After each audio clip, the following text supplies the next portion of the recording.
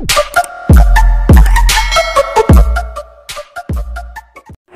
mga master! Welcome back again to our channel. Panibagong araw, panibagong kabanata na naman ang pagsumasumay natin ngayong araw na ito.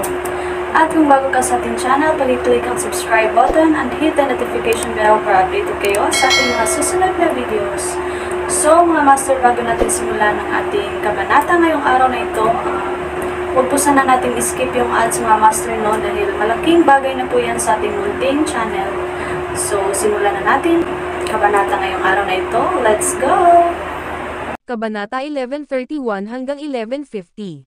Kabanata 1131. Dala-dala si Halvor, tumayo ulit si James 20 metro ang layo kay Nott.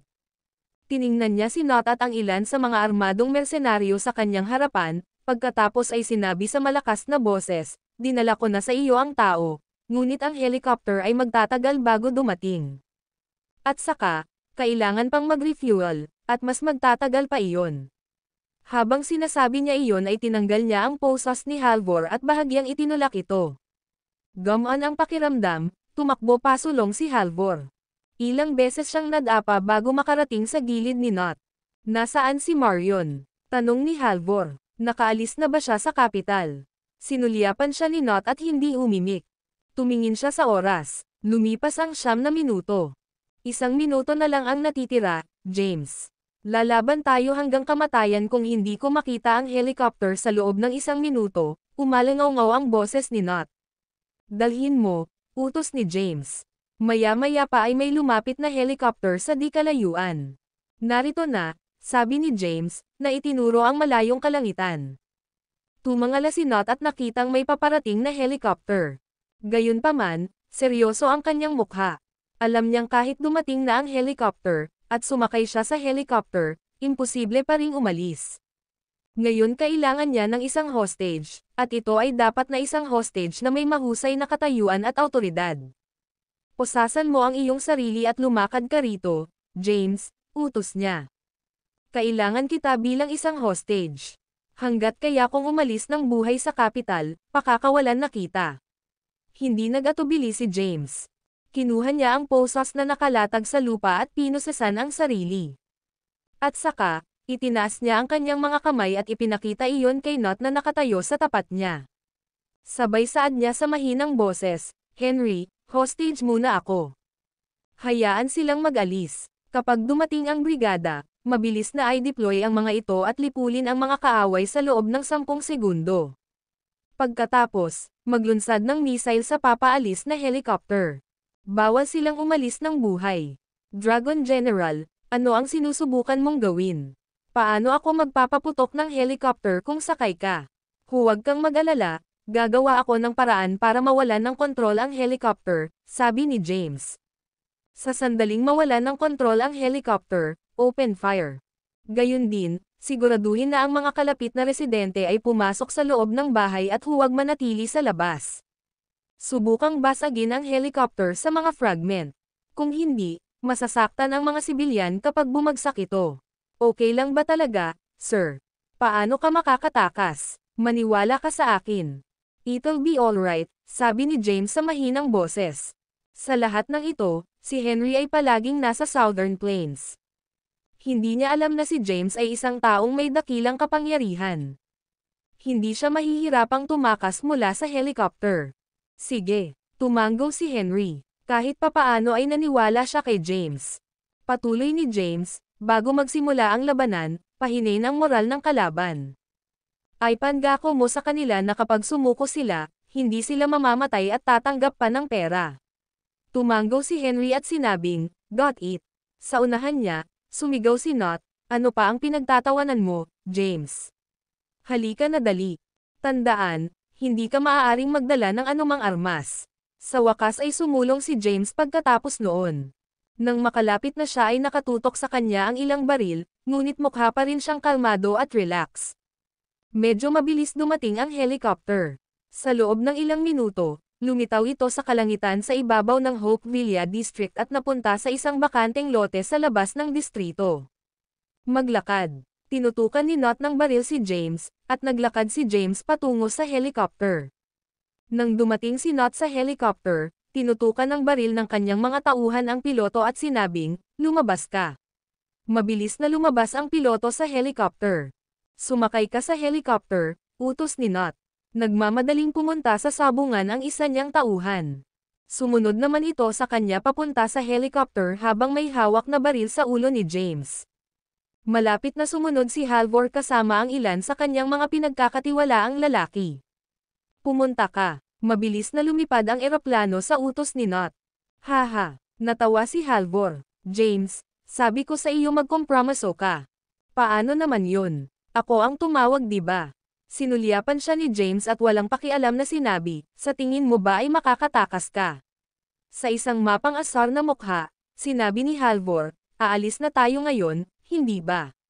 Tumigil sa pagsasalita si James. Seryoso ang mukha ni Not. Hindi pa sila nakakaalis kay Sol. Hindi siya mapalagay. Kinuha niya ang kanyang walkie-talkie at nagutos, lahat, standby.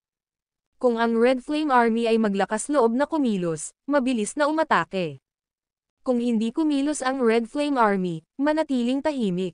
Maging sigurado na ang bahagi na pagmamayari ng iyong pamilya ay hindi mawawala pagkatapos kung umalis dito ng buhay.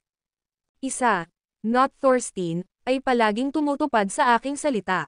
Ang video na ito ay edited by Urban Storytelling. Kabanata 1132. Nakaupo si James sa helicopter, sinusubaybayan ang oras at pinagmamasdan ang kanyang paligid. Mga 20 minuto ang lumipas. Ang helicopter ay lumipad palabas ng downtown at lumitaw sa mga suburb. Naniniwala si James na ang Red Flame Army ay natapos na sa pag-deploy sa loob ng panahong ito. Batid din niya na may mga satellite na patuloy na sinusubaybayan ang helicopter na ito. Pagkaalis ng helicopter, lumipat sa posisyon ang Red Flame Army's helicopter at lumitaw sa kalangitan sa itaas ng Hope Villa District. May mga sniper sa bawat helicopter. Tinutumbok na ang 3,000 mersenaryo sa ibaba. Napagmasdan ng mga mersenaryo ang kalangitan na puno ng mga helicopter. Gayunpaman, hindi sila natakot sa lahat. Nakahanda na silang mamatay nang manggahas silang lumapit, ngunit hindi rin sila nagmadaling kumilos. Hanggat makakaalis ng ligtas si Not, matatanggap ng kanilang mga pamilya ang pera. Sa sandaling ito, sa loob ng distrito ng Villa, isang busina ang tumunog. Mga taong nasa labas, makinig kayo. Sumuko na agad. Ay lapag mo ang iyong mga sandata at maliligtas ka sa kamatayan. Makakakuha ka pa ng isang tiyak na halaga ng pera. Patuloy na umalangaw-ngaw ang boses. Naramdaman din ni James na malapit na ang oras sa puntong ito. Mahinahon niyang tiningnan si Halvor at sinabing, Halvor, sa tingin mo ba ay makakaalis ka na? Di ba halos labas na tayo ng kapital ngayon? May ngiti sa labi si Halvor. Siya ay tunay na naniniwala na hanggat ang 3,000 mersenaryo sa Hope Villa District ay hindi umatras, ang Red Flame Army ay hindi maglalakas loob na gumawa ng anumang padalos-dalos at siya ay makakaalis sa Sol sa lalong madaling panahon. Pagkaalis, wala na siyang pakialam sa susunod na gagawin ng Red Flame Army. Hey! Tumawa ng mahina si James. Siya ay tumayo, at ang mga posos sa kanyang mga kamay ay nahulog sa lupa. Anong ginagawa mo? Agad na itinaas ni Not ang kanyang baril. Bang! Isang putok ng baril ang umalangaw-ngaw. Gayunpaman, nakatayo si James sa gilid, hindi nasaktan. May dagdag na bala pa sa kamay niya. Ikaw! Namutla si Not. Hinawakan ni James si Halvor bago biglang itinulak ang kanyang true energy. Ang hatch ng helicopter ay bumukas sa isang iglap. Pagkatapos ay kinaladkad niya si Halvor at tumalon. Isang malakas na bugzo ng hangin ang biglang umihip sa tiyak na sandaling ito, na naging dahilan upang ang helicopter ay agad na umindayog mula sa gilid hanggang sa gilid. Si Henry ay gumagamit ng satellite surveillance upang bantayan ang helicopter. Nanunood siya ng satellite feed nang mapansin niyang tumalon si James palabas ng helicopter mula sa taas na ilang daang metro, may hinihila siyang kasama. Agad naman siyang nagutos, kumilos ka, sunog. Sa utos, agad na kumilos ang mga sniper na sumakay sa mga helicopter na umaaligid sa Hope Villa District. Sa ibaba, 3,000 tao ang agad na bumagsak sa lupa. Kasabay nito, inilunsad ang missile. Eksakto itong tumama sa helicopter ni Not. Boom! Ang helicopter ay agad na nagkawatak-watak at nagkalat sa mga pira-piraso. Wala nang natira kay Not at ng ilang tauhan niya. Bumagsak si James mula sa langit habang kinakaladkad si Halvor. Ginamit niya ang True Energy para madaig ang paglaban at tumayong matatag sa lupa. Pagkatapos, bigla niyang ibinagsak si Halvor sa lupa. Halvor ay natakot na sa labas ng kanyang talino. Bumigay ang mga paa niya at bumagsak siya sa lupa. Sa ngayon, mapatla ang mukha niya, at bamyubula ang bibig. Nanginginig ang buong katawan niya. Sa buong buhay niya, hindi pa niya nasaksihan ang nangganitong eksena. Ikaw, tumingin siya kay James na parang nakakita ng demonyo. Maging ang kanyang mga ngipin ay nangangatal. Isang matamis na ngiti ang ibinigay ni James at sinabing, sabi ko naman sa iyo, hindi ka makakatakas. Ang video na ito ay edited by Urban Storytelling. Kabanata 1133, Pagbati at maligayang pagdating sa balita sa tanghali, mga manonood. Kaninang hapon, nagsagawa ng combat drill ang Red Flame Army of the Capital. Sa panahon ng drill na ito, 3,000 ganap na armadong sundalo ng Red Flame Army ang kumilos bilang kalaban at pinalibutan ang Hopevilla District sa capital. Ito ay isang live fire drill. Sa panahon ng drill, ang buong Red Flame Army ay nakadeploy. Natapos nila ang rescue mission sa napakaikling panahon. Mangyaring manatiling nakatutok sa aming follow-up na ulat sa mga detalye ng drill. Isang balita ang kumalat sa buong kabisera at maging sa buong bansa. Ngayon, ang Red Flame Army ay ipinadala. Ang mga convoy at tangke ay nasa lahat ng dako sa mga lansangan, at ang buong lungsod ay selyado rin. Sa kalangitan ay hindi mabilang na mga helicopter. Maging ang mga combat aircraft ay na-deploy. Nagdulot ito ng gulat, ngunit kaagad pagkatapos, lumabas ang balita. Napagtanto ng publiko na ito ay isang drill. Mabilis na nilinis ng Red Flame Army ang larangan ng digmaan. Kinaladkad nila ang 3,000 bangkay at nilinis ang Hopevilla District. Samantala, dinala ni James si Halvor pabalik sa lungsod at ikinulong siya. Pagkatapos nito, dumalo siya sa press conference para sa combat drill. Sa komperensya, inihayag niya, ang kabisera ay ang pinakaligtas na lungsod sa Sol. Ang Red Flame Army ay ang pinakamalakas sa mga hukbong Sol sa mga tuntunin ng kapangyarihang labanan. Sa pamamagitan ng drill na ito, ipinakita ng Red Flame Army ang nakakatakot na husay sa pakikipaglaban. Ipinapahayag ko na ang pagsasanay na ito ay matagumpay na natapos. Ilang salita lang ang sinabi ni James at umalis na. Ang natitira ay hahawakan ng mga tao mula sa ibang mga departamento. Sa isang paraan o iba pa, ang pangkalahatang publiko ay dapat kumbinsido na ito ay talagang isang drill lamang.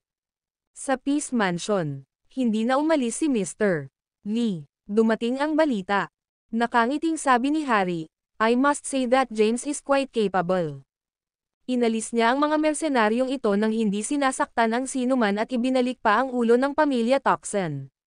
Talaga, napabuntong hininga si Mr. Lee. Hindi na magiging mapayapa ang Kapitolyo pagkatapos nito. Patapos na ang taon. Ayaw ko talaga na may mangyari sa oras na ito. Gayunpaman, kung ang mga matitinik na isyo na ito ay malulutas bago ang bagong taon, ang halalan sa susunod na taon ay magiging medyo mapayapa. Sa puntong ito, pumasok ang isang gwardya at magalang na nagsabi, Harry, Ginoong Lee. Nandito na si James. Aalis na ako, kung ganoon. Mabilis na tumayo si Mr. Lee na may balak na umalis sa likod ng pinto. Gayunpaman, nakapasok na si James nang makatayo siya. Mir, Lee, nagmamadali ka bang umalis? Nang marinig ang boses ni James, umupo ulit si Mr. Lee. Lumapit si James at tumingin sa matandang lalaki sa tapat ng hari. Ang taong ito ay mukhang 60 taong gulang. Nakasuot siya ng frock coat na para bang isa siyang matandang lalaki na naglakbay mula sa nakalipas na edad. Alam ni James na ito ang taong nasa likod ng hari, si Mr. Lee. Nandito ka pala. Umupo. Itinuro ng hari ang sofa sa gilid. Umupo si James. Nanatili ang titig niya kay Mr. Lee. This is Mr. Lee, sabi ni Harry habang ipinakilala siya. Ang video na ito ay edited by Urban Storytelling. Kabanata 1134. Ngumiti si James at sinabing, matagal ko nang alam ang tungkol kay Mr. Lee, at sa wakas ay nakilala ko siya ngayon. Ngumiti si Harry at nagtanong, ano ang maitutulong ko sa iyo sa pagkakataong ito? Wala namang major. Kaya lang, inatake ko na ang pamilyang Toxin sa pagkakataong ito, at walang alinlangan na malaking bilang ng mga taong kasangkot. Bukod pa riyan, lumitaw ang mga mersenaryo sa kabisera at gumagamit pa ng mga sandatang militar. May kakaiba dyan. Natatakot ako na magkaroon ng malaking kaguluhan sa rehiyon ng militar, kaya partikular akong tumigil upang magbigay ng paunang abiso, sabi ni James. Tumango ang hari at sinabing, well, asahan na iyon. Sige na, sundin ang mga alituntunin anuman ang kasangkot. Oras na para sa paglilinis at para sa pagpapalit ng mga tauhan. Sa totoo lang, kanina ko pa gustong kumilos, pero wala pang pagkakataon. Dagdag pa rito, nag-aalala rin ako kung gagawa ako ng aksyon laban sa mga taong ito, ang kabisera ay magugulo. Walang sinabi si Mr. Lee. Nakatingin lang siya kay James. Siya rin ay nagmumuni-muni at nag-isip. Anong klaseng tao si James, eksakto? Siya ba ay tunay na bayani para sa kanyang bansa at sa kanyang mga tao, o siya ba ay isang tao lamang na may ambisyon? Nagpatuloy ang hari, gawin mo ang dapat mong gawin at ako na ang bahala sa iba. Maghahanap ako ng mga angkop na kandidato sa lalong madaling panahon upang punan ang ilan sa mga bakanteng posisyon para hindi magkaroon ng gulo. Gumaan ang pakiramdam ni James matapos marinig ang mga salita ng hari. Tumayo siya, tumingin kay Mr. Lee, at sinabing, Mr. Lee, aalis na ako. Marahan namang tumango si Mr. Lee. Hindi nagtagal si James at mabilis na umalis. Pagkaalis niya, tumingin ang hari kay Mr. Lee at nagtanong, ano ang iniisip mo, Mr. Lee? Sumagot si Mr. Lee, iniisip ko kung ano ang iniisip ni James. Minsan hindi ko siya makita ng tama. Lahat ng ginagawa niya ay para sa bansa at sa mga tao nito. Inilalagay niya ang isang kahangahangang harapan ng debosyon sa katwiran at kawalan ng takot. Gayunpaman, hindi mo mahuhusgahan ang isang libro sa pabalat nito. Hindi ko ma-infer kung ano talaga ang iniisip niya. Hindi ba natin siya aakyat sa trono? Tanong ng hari. Kung nagdududa tayo sa kanya ngayon, ano ang mangyayari mamaya? Ibinigay ni Mr. Lee ang isang maliit na kaway ng kanyang kamay at sinabing, hindi siya mahihirapang umupo sa trono. Kaya lang, dapat magpakita-alang ng isang taong nasa mataas na posisyon ang malaking larawan. Masyadong padalos-dalos si James sa pangyayari ngayon. Hindi niya isinaalang-alang ang mga epekto. Siya ay tila kumikilos ng nakapag-iisa at gumagawa ng mga desisyon nang hindi kumukonsulta sa sinuman. Malumanay na tumango ang hari at sinabing, tama ka. Sa kabutihang palad, ito ay matagumpay. Kung nagkaroon ng slip-up, napakalaki ng kaguluhang naidulot nito. Bagamat buo ang kanyang pananampalataya, medyo sugal pa rin ito. Bilang isang mataas na opisyal, hindi siya maaaring gumawa ng ganoong pagpili. Hindi niya kayang isugal ang mga desisyon niya. Oo. Mukhang kailangan nating magsanay ng ibang tao. Kung talagang interesado si James sa posisyon na ito, gagawa siya ng paraan para maalis ang bagong hayag na kandidato at patatagin ang kanyang posisyon sa Sol. Kung wala siyang interes, makikipagtulungan siya sa bagong dating at ayusin ang lahat. Walang pakialam na sabi ni Mr. Lee. Kasalukuyang kinokontrol ni James ang militar. Hindi mahirap para sa kanya na umakyat sa trono kung gusto niya. Kung ang Black Dragon Army ay nakipagsanib puwersa sa Red Flame Army upang palibutan ang kapital, siya ay makakaakyat sa trono, sabi ng hari. Masamang plano iyan, sabi ni Mr. Lee. Yun lang ang pagiging ambisyosa niya. Gagawin lang niya ang ganoon kung matatalo siya sa eleksyon. Abangan muna natin. Si James ay hindi gumawa ng hakbang laban kay Yaroslav sa pagkakataong ito, ngunit ngayon ang mga Toxin ay sinalubong ng sakuna. Sa mga kasangkot sa pamilya Toxin, dapat mayroong isang mula sa Gusek. Tingnan natin kung ano ang susunod na gagawin ng Gusek. Tumayo si Mr. Lee pagkasabi niya nun. Babalik ako, kung gayon. Nakasando sa sopa, nawala sa isip ang hari. May ideya si Mr. Lee na ilagay si James sa trono ng maaga. Gayunpaman, nais niya lamang na alisin ni James ang mga hindi sumasalungat. Mawawalan ng silbi si James sa kanya kapag naalis na niya ang mga ito. Gusto niyang tanggalin ang mga sinaunang martial artist, ngunit siya ay isang sinaunang martial artist mismo. Bukod dito, sa likod niya ay may grupo rin ng mga sinaunang martial artist. Pinagmasdan ng hari ang likuran ni Mr. Lee habang siya ay umalis, at nagsimulang magsalubong ang kanyang mga kilay. Si James naman ay nagmumuni-muni at nagmumuni-muni pagkatapos niyang umalis sa Peace Mansion. Iniisip niya ang pagkakakilanlan ni Mr. Lee at ang kanyang background. Gayunpaman, wala siyang alam tungkol kay Mr. Lee sa ngayon, at hindi pa siya makakagawa ng anumang edukadong hula. Huminga siya ng malalim at inalis ang iniisip. Pagkatapos ay kinuha niya ang kanyang telepono at kinontak si Madeleine Gabriel. Hindi nagtagal ay konektado ang telepono at tumunog ang boses ni Madeleine, Emperor, nakausap na kita tungkol sa pangyayari ngayon. Dapat kong sabihin, mayroon kang maraming lakas ng loob. Ang Toxans ay mahusay na naitatag sa kapital sa loob ng isang siglo at sila ay konektado sa isang masalimuot na web ng mga relasyon. Kapag gumawa ka ng hakbang laban sa Toxans, maraming tao at pamilya sa kapital ang sasali. Hindi ko kailangan ng mga tagubilin mula sa iyo kung paano gawin ang mga bagay. Gusto ko lang ng listahan ng mga pangalan ng mga miyembro ng GUSEC. Gagawa na sana si James, pero kailangan muna niyang malaman kung ilan sa mga individual na konektado sa pamilyang Toxan ang talagang miyembro ng GUSEC. Nakahanda na ang listahan ng mga pangalan, kaya ipapadala ko sa iyo. Tandaan na suriin ito. Isa pa, bago ka gumawa ng anumang aksyon, kailangan mo munang patayin si G. Gabriel.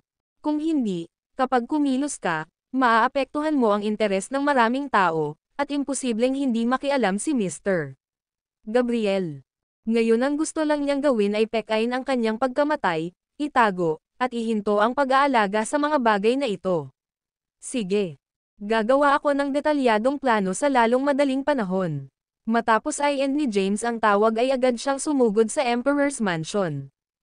Kailangan niyang makipagkita kay Maxine para pag-usapan at bumuo ng isang kumpletong plano. Ang video na ito ay edited by Urban Storytelling. Kabanata 1135. Sa labas ng Emperor's Mansion. May paparating na sasakyang militar. Bumaba si James sa sasakyan, at sabay-sabay na sumaludo ang mga guard sa entrance. Binigyan niya sila ng maliit na kaway bago dumiretso sa mansyon. Parehong nakaupo sa looban sina Maxine at Thea. Mukhang bumuti ang kanilang relasyon nitong mga nakaraang araw. Nag-uusap sila ng hindi nilalamig sa isa't isa. Labis silang nag-aalala ngayon. Nababahala sila na ang mga bagay ay mawalan ng kontrol sa panig ni James. Sa kabutihang palad, walang mga sakuna. James, honey. Nang makalapit si James ay sabay silang tumayo. Lumapit si James at umupo sa isang upuan sa gazebo. Thea, natapos mo na ba ang lahat ng paghahanda para sa Kensington? Tanong niya. Oo, tumanggo si Thea at sinabi, nag-utos na ako para sa mga elite ng God King Palace na ibigay ang kanilang proteksyon ng patago. Mabuti, nakahinga ng maluwag si James. Ano ang susunod mong planong gawin? Tanong ni Maxine. Una, mag-shower ka kasama si Mr. Gabriel. Kakailanganin nating makabuo ng isang komprehensibong plano. Hindi natin maitaas ang mga hinala ng mga miyembro ng GUSEC, sabi ni James. Sumang-ayon si James kay Yaroslav. Hindi mahalaga sa kanya kung nabuhay o namatay si Yaroslav. Ang mahalaga sa kanya ay makilala niya ang mga tao ng GUSEC dahil gusto niyang samantalahin ang pagkakataon at hampasin silang lahat ng sabay-sabay. Nagtipon silang tatlo at nagsimulang gumawa ng isang detalyadong plano. Samantala, sa Lily City, ang kabisera. Sa paanan ng bundok, may isang hiwalay na vilya sa lugar na ito. Sa looban sa labas ng mansyon, isang lalaki na mukhang nasa edad 60 taon ay nagsasanay ng Tai Chi. Ang kanyang mga galaw ay salit-salit sa pagitan ng matulin at banayad, at ang kanyang kahanga-hangang tindig ay nagbabago sa pagtaas at pagbaba ng kanyang mga kamay. Sir, may nangyari sa kapital. Mabilis na lumapit si Aman. Siya ay mga 40 taong gulang at nakasuot ng suit at kurbata. Huminto ang elder na nagsasanay ng Tai Chi. Mabilis na lumapit ang dalawang magagandang dalaga sa likuran niya, may dalang tuwalya. Kinuha ito ng matanda at pinunasan ang kanyang mga kamay at noo. Pagkatapos ay mahinahon niyang tanong, habang nakatingin sa nasa katanghaliang gulang na lalaki na nakatayo sa kanyang harapan, may problema ba? Si James ang pumalit bilang emperador. Naglunsad siya ng pag-atake sa pamilyang Toxan ngayon. Ang buong Red Flame Army ay kumikilos at lumikha ng lubos na kaguluhan. Sa kasalukuyan, ang mga Toxin ay naaresto na. Masyadong masungit si James. Ang pamilyang Toxin ay may mahabang kasaysayan sa kapital at mayroon silang komplikadong network ng mga koneksyon. Ngayong nakagawa na siya ng hakbang laban sa kanila, kakaunti na lang ang kanyang mga pamilya at kilalang tao sa kapital. Nang marinig ito, bahagyang kumunat ang noo ng matanda at nagtanong, ano ang nangyayari sa panig ni Yaroslav? Hindi pa siya kumikilos, sabi ng nasa katanghaliang gulang na lalaki. Akala ko si Yaroslav ang target ng plano ng hari na si James ay umakyat sa trono, ngunit pinili ni James na direktang atakihin ang pamilya Toxin sa halip na gumawa ng isang hakbang laban kay Yaroslav. Sir, ngayong dumiretso na si James kay Yaroslav para ay target ang Toxin, siguradong sasalakayin niya ang mga taong konektado sa pamilya Toxin. Kung gayon, ang mga puwersang pinangalagaan natin sa loob ng mahabang panahon ay walang alinlangan na bubunutin ni James. Ang matanda ay nanatiling kalmado at nakolekta. Ano ang sitwasyon sa katapusan ng Supreme Leader? Tanong niya. Ang kataas-taasang pinuno ay nasa closed-door meditation. Sinubukan ni Yaroslav na makipagkita sa kanya ngunit hindi niya ito nagawa. Sa kasalukuyan, si Thomas Caden ang namamahala, sabi ng lalaki. Thomas. Hindi nagtiwala si Luke John Owens kay Thomas, ngunit nais ng Supreme Leader na makipagtulungan sa kanya. Wala siyang magagawa tungkol doon. Hindi namin mapagkakatiwalaan si Thomas, Mr. Owen. Si Thomas ang lolo ni James. Siya siguro ang gumagawa ng paraan para kay James. Walang alinlangan na tatalikuran tayo ni Thomas kapag nagtagumpay si James. Sinusubukan lang niyang palakihin ang internal conflict namin. Marahang tumanggaw si Luke Jan at sinabing, oo. Never akong nagtiwala kay Thomas. Ang kataas-taasang pinuno ay tila nawala ng interes sa lahat ng ito, bagaman. Ngayon lang niya gustong maabot ang pinakamataas na ranggo. Ganun pa man, hindi tayo pwedeng maupo na lang at tanggapin ang ating kapalaran. Pinag-isipan niya ito at utos, Frederick, bilisan mo ang punta. Kunin sina Quincy, Tiara, at ang buong pamilya ng Callahan. Alisin si James para hindi siya makakilos laban sa kapital. Hindi namin maaaring hayaan ang brat na ito na sirain ang network ng mga koneksyon na itinatag namin sa mga nakaraang taon. Luke John Owens. Siya ay miyembro ng pamilya Owen mula sa 3 pangunahing pamilya ng Gusek. Sa kasalukuyan, siya ang deputy leader ng Gusek. Kahit na hindi siya naninirahan sa kabisera sa mga taong ito, alam na alam niya ang sitwasyon doon. Ang kataas-taasang pinuno ay kasalukuyang nagmumuni-muni sa pag-iisa, ngunit may mangyayari sa kabisera. Hindi na siya pwedeng umupo na lang. Oo, Ginoong Owen. Saan natin sila dadalhin? Nag-isip sandali si Luke Jan at sinabing, malapit na ang Mount Thunder Conference. Dalhin mo sila kay Mr. Thunder, hanggang sa matapos ang Mount Thunder Conference at maayos na ang lahat. Ang video na ito ay edited by Urban Storytelling. Kabanata 1136. Oo, tumango ang lalaki, saka nagmamadaling umalis. Hindi rin nagtagal si Luke Jan. Tumalikod siya at pumasok sa mansyon sa likod niya. Sa Emperor's Mansion, pinag-uusapan ni James ang plano kasama sina Maxine at Thea. Pagkatapos ng maraming deliberasyon, nakarating sila sa ilang komprehensibong kaayusan. Papatayin niya si Yaroslav Gabriel bukas ng gabi. Kapag oras na, hahawakan niya ang Blade of Justice at pamunuan ang Red Flame Army kung saan naninirahan si Yaroslav. Sa halip na ibalik siya at ikulong, papatayin na lang niya kaagad. Maghahanda din si Yaroslav ng stand-in. Pagkatapos nilang pag-usapan ang plano, sinabi ni James kay Madeline ang tungkol dito. Ipinadala din ni Madeline kay James ang lahat ng mga dokumento tungkol sa Gusek. Ang mga dokumentong ito ay naglalaman ng impormasyon tungkol sa Gusek na nakuha ni Yaroslav. Binuksan ni James ang mga dokumento at binasa itong mabuti. Pinuno ng Gusek, hindi alam ang pagkakakilanlan. Ang Gusek ay mayroon ding deputy leader, na nagngangalang Luke John Owen. Ang kanyang lakas ay hindi kilala, ngunit ito ay hindi bababa sa ika-7 ranggo. Maliban doon, naroon ang Good Devil. Sila ang guro ni Yaroslav. Sila ang kanang kamay ng Supreme Leader. Hindi malinaw ang kanilang pagkakakilanlan. Nagbasa ng masinsinan si James. Maraming malalakas at may kakayahang tao sa GUSEC. Ayon sa pag-unawa ni Yaroslav, hindi bababa sa 5 sa kanila ang umabot sa ika-5 ranggo. Bukod doon, ang ilan sa mga pamilya sa kapital ay nasa ilalim ng kontrol ng GUSEC. Matapos basahin ang detalyadong dokumentong ito, hindi napigilan ni James na huminga ng malalim at sinabing, masyadong nakakatakot ang GUSEC. Sa determinasyon, may kapangyarihan itong itaas si Saul sa isang iglap. Maingat niyang itinago ang mga dokumento. Pagkatapos, kumuha siya ng USB drive at sinaksak ito sa kanyang computer. Ito ay dating mula kay Nathaniel at naglalaman ng ebidensya ng mga krimen na ginawa ng ilang makapangyarihang tao. Binasa ito ng mabuti ni James. Sa dokumentong ito, napakaraming kilalang tao ang kasama. Walang alinlangan na magkakaroon ng matinding kaguluhan kung gagawin ang mga aksyon. Naiintindihan naman nito kung bakit nag-aalangan si Nathaniel na makipaghiwalay dito. Nanganganib siyang mawalan ng buhay kung mapunta ito sa maling mga kamay. Pagkabasa nito ay iniligpit ni James. Nagprint siya ng mga dokumento na naglalaman ng impormasyon tungkol sa GUSEC at inilagay ang mga ito sa isang safe kasama ang USB drive. Gabi na noon, sa sala ng Emperor's Mansion. Nakaupo si James sa sofa, humihit-hit ng sigarilyo. Umupo si Thea sa tabi niya at sinabing, "Mahal, masama ang pakiramdam ko. Sa tingin ko may mangyayari." Simula kaninang hapon ay kumikibot na ang talukap ng mata ni Thea. Hinawakan ni James ang kamay niya at sinabing, "Ayos lang. Ano ang posibleng mangyari?" Point 1 Hindi ko alam. Masama lang talaga ang pakiramdam ko.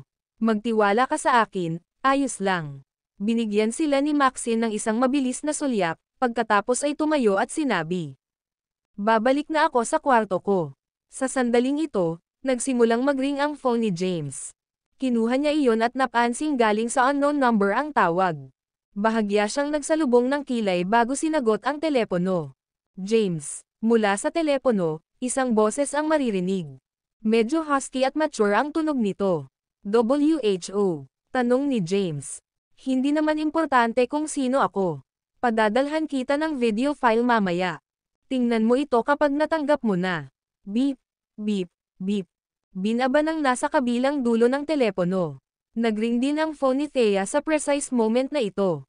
Sinagot niya ang telepono at agad na tumayo, ibinagsak ang kanyang telepono sa lupa.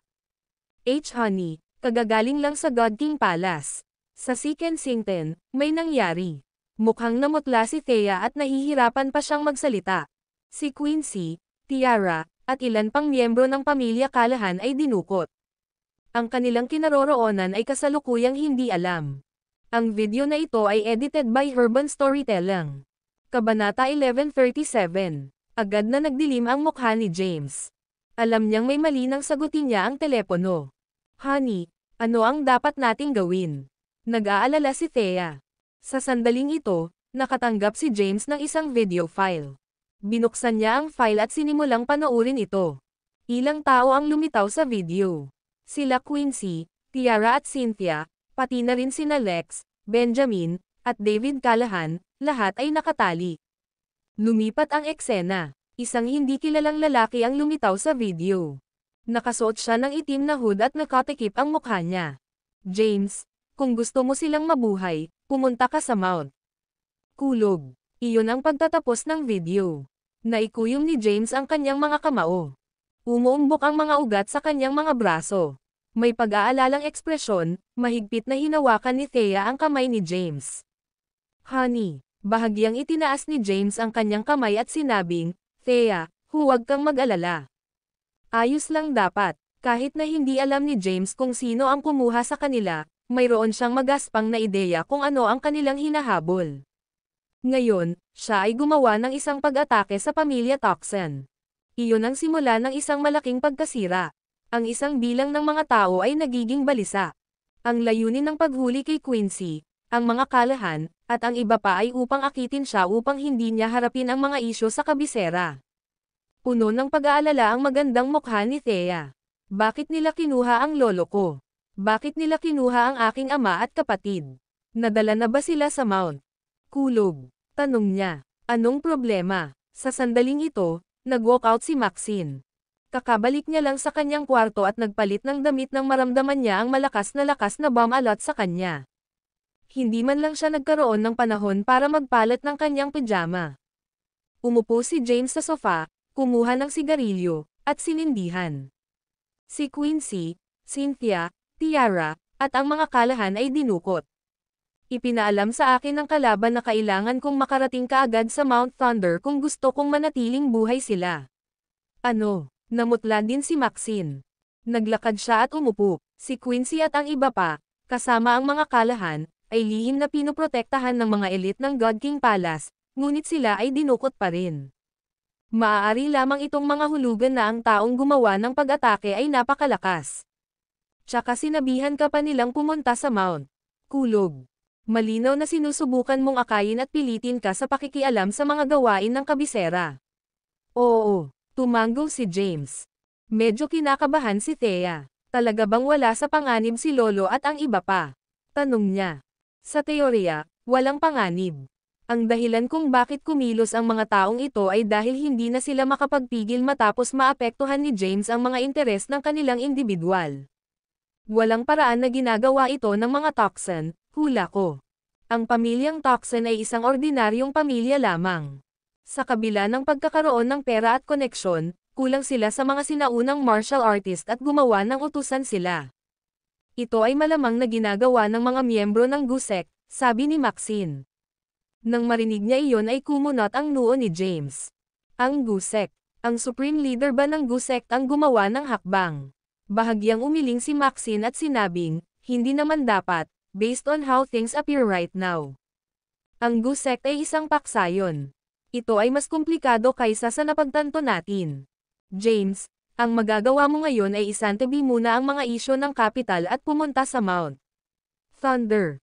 Hindi magtatagal hanggang sa Mount Thunder Conference. Kung mabilis kang makarating doon, hindi mo lang sila mailigtas, ngunit makakadalo ka rin sa Mount Thunder Conference. Nakapagdesisyon na si James na pumunta sa Mount Thunder. Hindi niya posibleng talikuran sina Quincy, Cynthia, at iba pa. Mamamatay ang mga taong ito kung ipagpapatuloy niya ang kanyang mga aksyon. Napaisip si Maxine at sinabing, how about this? Bukas ng umaga, sabay-sabay tayong aalis sa capital papuntang Mount Thunder. Okay. Tumango si James at sinabing, sa ngayon, medyo magulo ang mga bagay sa capital area. Ang mga tao ay nakakaramdam ng pagkabalisa. Bago ako umalis, kailangan kong magbigay ng ilang mga tagubilin. Sige na. Babalik na ako sa kwarto ko para maligo at matulog. Tumayo ulit si Maxine at tumalikod para umalis. Tumingin si James kay Thea na puno ng pag-aalala ang mukha at inaalaw ito. Thea, huwag kang mag-alala. Magiging okay din. Ayaw lang nilang atakihin ko itong mga tao sa kabisera. Hanggat hindi ako kumikilos ngayon at sumugod sa Mount Thunder, magiging okay ang mga kalahan. Ang video na ito ay edited by Urban Storytelling. Kabanata 1138. Doon lang hamupa ang hindi mapakali ni Thea. Aalis ako saglit. Tumayo si James at umalis sa Emperor's Mansion, naglakbay sa buong gabi patungo sa base ng Red Flame Army. Si Henry ay nakatalaga sa base ng Red Flame Army. Opisina. Nagmadali ka ba sa oras na ito para sa isang bagay, sir? Tanong ni Henry na nakatayo sa harap ni James. May nangyari ba? Kilala ni Henry si James sa loob ng maraming taon. Seryoso ang ekspresyon ng mukha ni James simula nang pumasok siya sa opisina, kaya alam niyang may nangyari. Oo, sagot ni James, may nangyari. Sa pagkakataong ito, sinundan ko ang pamilyang Toxin. Ang aking mga susunod na aksyon ay labag din sa interes ng ilang tao. Kaya, hindi na nila nakayanan at dinukot sina Quincy, Tiara, Lex Callahan, at ang iba pa mula sa Kensington. Gusto nilang umalis ako sa capital at magtungo sa Mount Kulog. Natigilan si Henry. Ang Mount Thunder pa sa Southern Plains.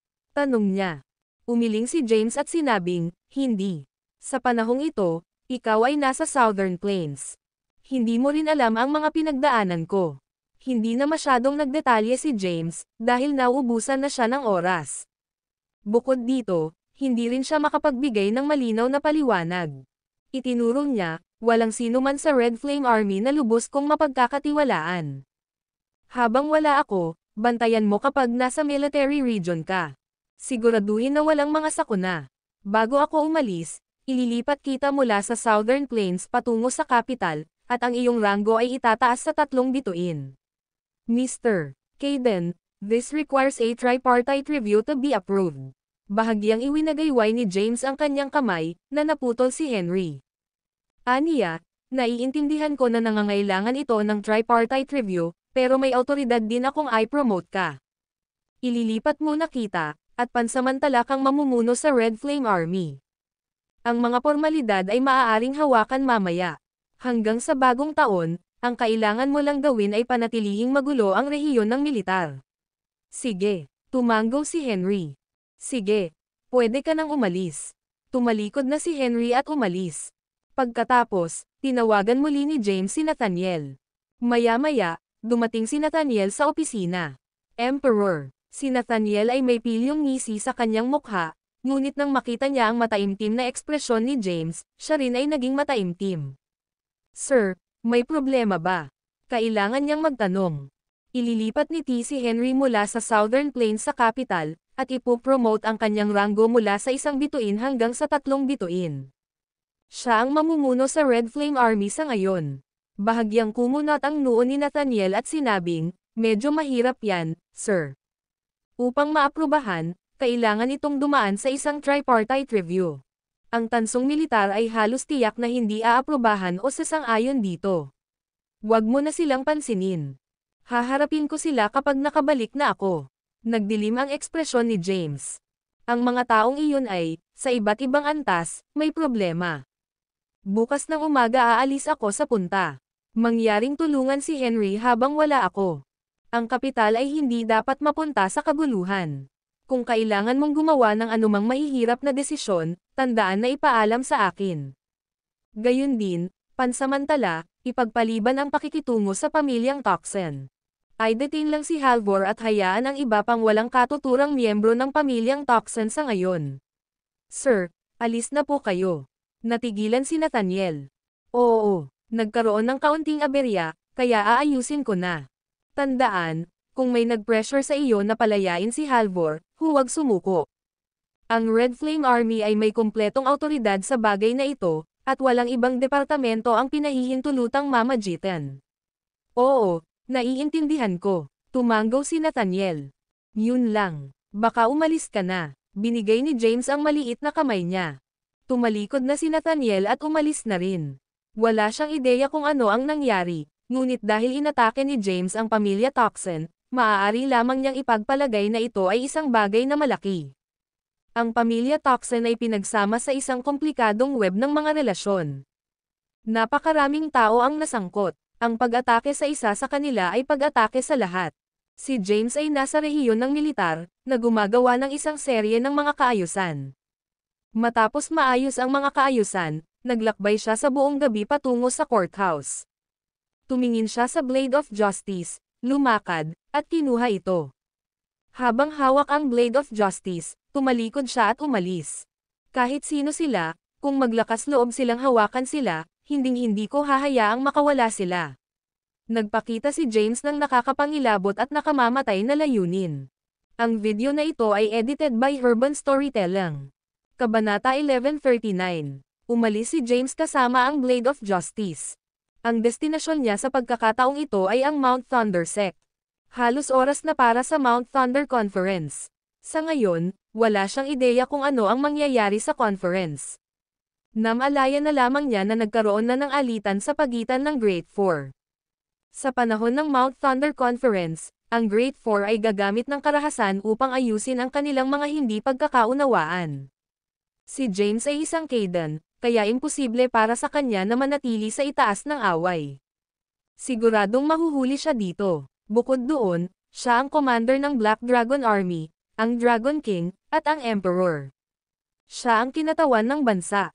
Higit pa rito, ang mga miyembro ng GUSEC ang nagtutulak sa likod ng Mount Thunder Conference. Tiyak na makakalaban niya ang mga miyembro ng GUSEC. Sa pagkakataong ito, ang Mount Thunder Conference ay walang alinlangan na magiging isang larangan ng digmaan. Ang mga pagkakataong mabuhay ay hindi tiyak. Hindi niya alam kung kakayanin pa ba niyang makabalik itong buhay. Buong gabing hindi nakatulog si James. Nakaupo siya sa kwarto, nagmumuni-muni. Sa susunod na araw, "Honey," isang boses ang narinig. Bahagyang binuksan ni James ang kanyang mga mata, kinokontrol ang kanyang true energy, at tumayo. Sa harapan niya, nakatayo ang isang napakagandang babae na nakakasual na damit. Siya ay may kaskad ng mahaba at itim na buhok. Maamo ang ekspresyon ng kanyang magandang mukha. "Thea," tawag ni James at hinawakan siya sa kanyang mga braso, niyakap siya ng mahigpit. Natigilan si Thea. "Honey, anong problema?" Ipinatong ni James ang kanyang ulo sa kanyang mga balikat, ang bango ng shampoo at pabango ay tumatagos sa kanyang sentido. Seryoso niyang sinabi, "Sa pagkakataong ito, Thea, magiging lubhang mapanganib sa Mount Thunder, para hindi ka pumunta. Babalik ka sa Kensington. Hindi ako sigurado kung makakabalik akong buhay, ngunit kung gagawin ko, hahanapin kita sa Kensington. Minsan ay nangako ako sa iyo na magkakaroon tayo ng isang engranding kasal na magkakasama, isa na kukuha ng atensyon ng buong mundo. Kung makakaya ko ito at makabalik, tiyak na tutuparin ko ang aking salita, ngunit, kung ako," biglang humiwalay si Thea sa yakap ni James at hinalikan siya, naputol ang kanyang pagsasalita. Ilang sandali pa ay naghiwalay na sila. "Honey, sasama ako sa iyo. Third rank na ako ngayon. Matutulungan din kita.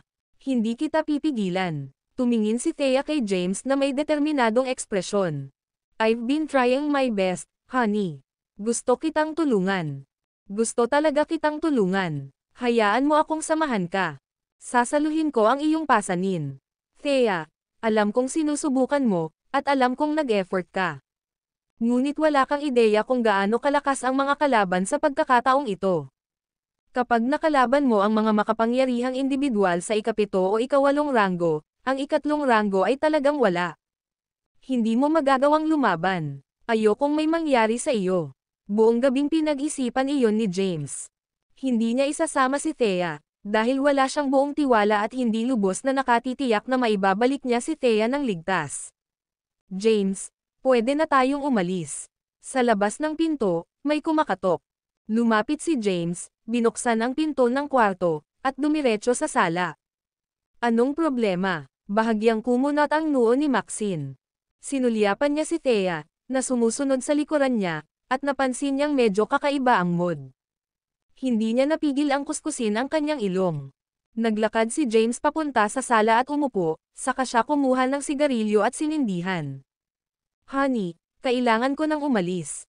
Si Thea ay nakatayo sa gilid, may determinadong ekspresyon sa kanyang mukha. Nang marinig niya iyon, naintindihan ni Maxine na ayaw isama ni James si Thea. Nagpatuloy si Thea, "Ang palasyo ng Diyos Hari ay napakalakas din. Ididirekta ko kaagad ang lahat ng elite ng God King Palace mula sa buong bansa sa Mount Thunder Sect at doon magtitipon. Gaano man takot ang mga kalaban, sabay natin silang harapin." Hinihit-hit ni James ang sigarilyo habang nakatitig kay Thea na nakatayo sa harapan niya. Kapalit ng pagligtas sa kanya, ang babaeng nasa harapan niya ay nagtiis ng 10 taong paghihirap. Kahit na maraming atraso sa kanilang pinagsamahan, si Thea ang laging nasa puso niya. Siya ay ganap na nagbago ngayon. Ang video na ito ay edited by Urban Storytelling. Kabanata 1140. Hindi na siya ang mahina at walang pagtatanggol na si Thea na pinahintulutan siyang ay bully siya ng mga tao. "Thea, magtiwala ka sa akin. Ibabalik ko ang mga kalahan. Ibabalik ko sila kahit na nanganganib ang buhay ko."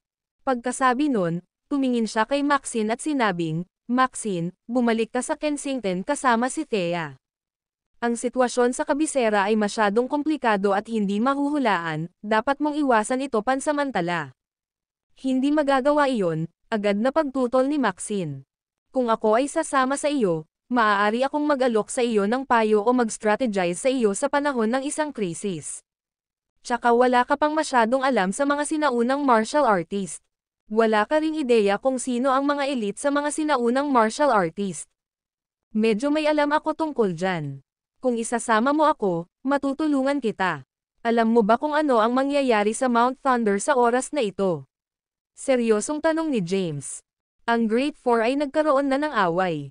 Sa Mount Thunder Conference, ang iba pang 3 pamilya ay magtutulungan at sasalakayin ang Cadence. Miyembro ka ng pamilya Caden. Kung nandyan ka, wala silang awa sa iyo. Bilang isang Caden, iyon ang higit na dahilan kung bakit ako dapat pumunta, walang pag-aalinlangan na wika ni Maxine. Pareho silang determinado na pumunta sa Mount Thunder. Gusto talaga nilang tulungan si James. Alam niyang hindi niya makukumbansi ang mga ito. Tumayo si James at mabilis na hinawakan ang kanilang mga acupuncture point, tinatakan pareho ang kanilang true energy. Ikaw, James, anong ginagawa mo?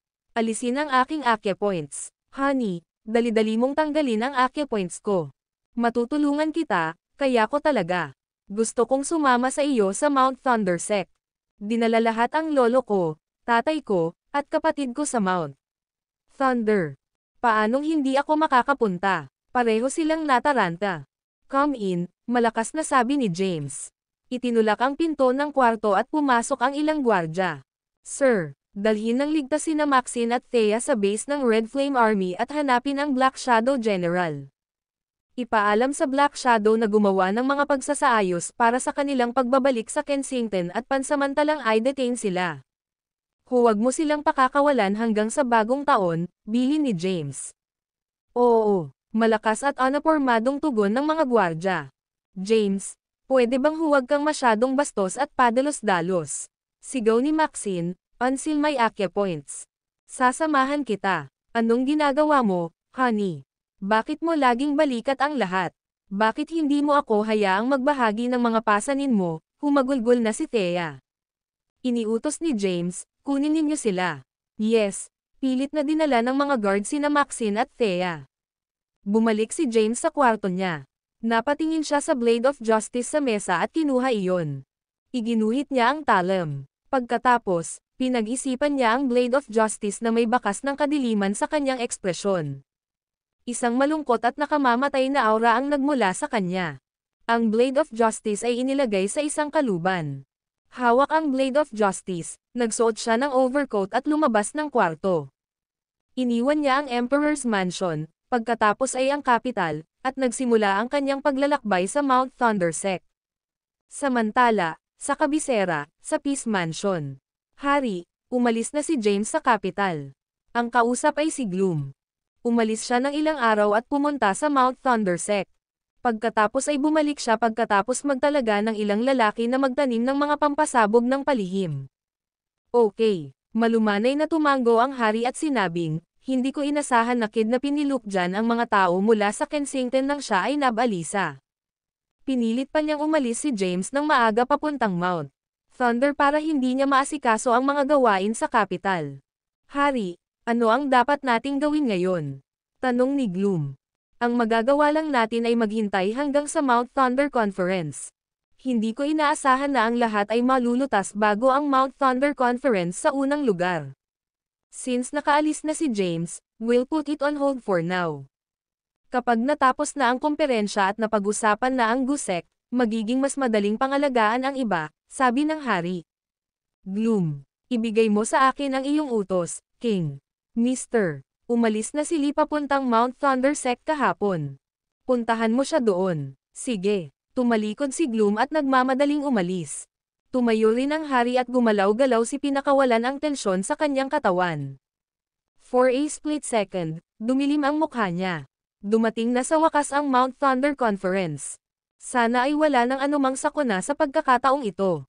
Pagkatapos ng komperensyang ito, matatapos din ang lahat. 2. Ang video na ito ay edited by Urban Storytelling. Kabanata 1141. Ang Mount Thunder ay naiiba sa Mount Thunder Pass sa Southern Plains. Ang Mount Thunder ay matatagpuan sa silangan ng Sol. Ang bulubundukin ay umaabot ng mahigit 20,000 kilometro, na sumasaklaw sa buong haba ni Sol. Mula sa mapa ni Sol, ang hanay ng kabundukan ay nagmistulang isang dambuhalang, umaalon na dragon. Sa parehong ugat, ang silangang dulo ng Mount Thunder ay kahawig ng ulo ng dragon at kaya, ito ay kilala bilang inang bundok ni Sol. Umalis si James sa capital na may hawak na Blade of Justice at umalis patungo sa lungsod ng Mount Thunder, ang Terrentville. Sakay ng eroplano, Napasando si James sa upuan habang nakapikit ang mga kamay na mahigpit na nakakapit sa kanyang espada. Hindi nagtagal, lumipad ang eroplano sa Tarentville. Sir, nakarating na po kami sa Tarentville. Hindi sinasadyang nakatulog si James habang nagpapahinga sa eroplano. Hindi niya alam na nakarating na sila sa Tarentville hanggang sa may humihingal na boses na sumubok na tumawag sa kanya. Nakarating na tayo. Oo, nakarating na tayo. Tumango ang stewardess sa kanya. Matagal na niyang pinagmamasdan si James. Mukhang naghinala siya nang sumakay siya sa eroplano at patuloy na nakahawak sa kanyang espada sa buong biyahe. Nagulat talaga siya. Naipinasa niya ang security check gamit ang kanyang espada. Medyo curious din ang stewardess sa itsura ni James. Ibinaba ni James ang kanyang sombrero sa ibabaw ng kanyang ulo kaya natatakpan nito ang halos lahat ng kanyang facial features. Dagdag pa nito, nakasuot din siya ng isang pares ng dark sunglasses na lalong pumipigil sa kanya para hindi siya matingnan ng mabuti. Tumayo si James. Tinitigan ng stewardess na si Stella Leon si James at humarang. Tumingin si Janice sa stewardess na hindi nag-abala na itago ang kawalan ng tiwala sa kanya at seryosong nagtanong, anong problema? May kailangan ka pa ba? Kung wala kang kailangan, hayaan mo ako. Sorry. Mabilis na tumabi si Stella. Dumaan si James sa kanya habang nakahawak pa rin ng mahigpit sa blade of justice. Stella continued wordly eyeing James as he walked away and muttered under her breath, nakakailang tao. Ni hindi man lang niya ako nilingan. Ganyan na ba Ira ang hitsura ko? Hindi na ba talaga ako naakit ng mga lalaki? Tiwala siya sa kanyang kagandahan at kaakit-akit na figure dahil siya ay narrate bilang ang pinakamagandang stewardess online at may napakaraming social media followers. Halos hindi siya maalis ng mga lalaki sa tuwing nakikita siya. Sa paglipas ng mga taon, hindi mabilang na mga tao ang naghangad na ligawan siya ngunit hindi niya tinanggap ang alinman sa kanilang mga pagsulong. I'm such a catch, but that guy didn't even look at me. Whatever, he probably swings the other way. Napapikit si Stella sa kanyang dila sa pagkadismaya at naglakad palayo. Habang papaalis si James sa eroplano, mahigpit pa ring nakakapit sa kanyang mga kamay ang blade of justice. Lumabas si James ng airport at tumayo sa gilid ng kalsada. Kinuha niya ang kanyang telepono at tinawag ang numerong nagpapadala sa kanya ng video kanina. Maya-maya pa'y dumaan na ang tawag at may kinuha ang telepono. Na may nakamamatay na tingin, si James sa boses na parang may mahinang sasabihin, nakarating na ako sa Tarentville. Mas huwag mong hawakan ang isang buhok sa ulo ng kaibigan ko o ng mga kalahan. Kung nakikita ko ang isang solong gasgas sa kanila, sinisiguro kong ito na ang huling bagay na gagawin mo. Kung mananatili silang hindi nasaktan ay depende sa kung gaano ka nakikipagtulungan. Isang paos na boses ang sumagot ng walang pakialam. Sinimulan na ni James na i-record ang tawag kanina. Anyway, nandito na ako sa wakas. Ano pa ang gusto mong gawin ko?